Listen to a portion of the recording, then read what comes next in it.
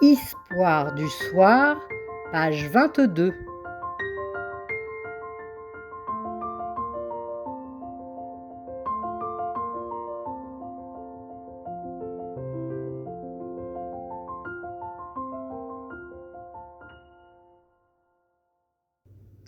Histoire de la Terre.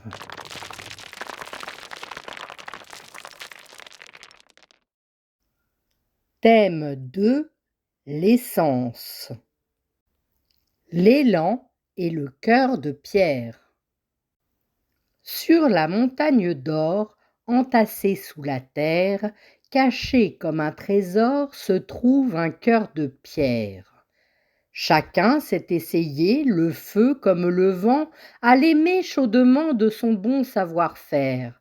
Pourtant rien ne pourrait lui donner son élan, rien ne peut l'adorer, car rien ne peut lui plaire. Sur la montagne d'or est monté un élan, aimant le paysage, désireux de s'y plaire. Il grimpe jusqu'en haut et sur un tas de pierres entonne une chanson et la confie au vent.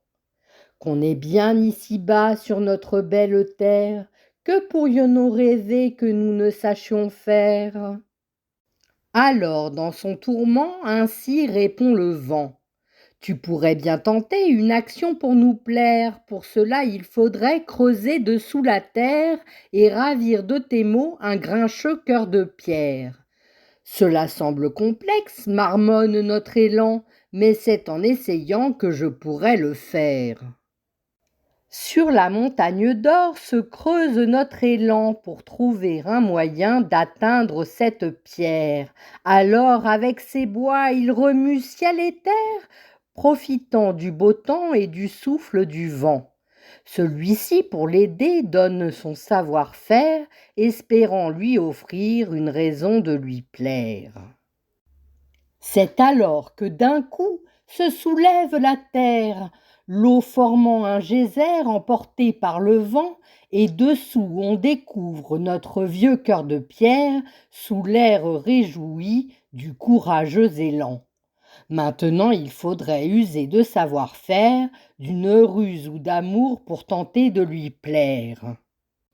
Notre héros volontaire se recouvre de terre, avec un de ses bois met le feu à la pierre et enjoint de souffler le plus puissant des vents pour faire fondre le cœur durci comme le fer.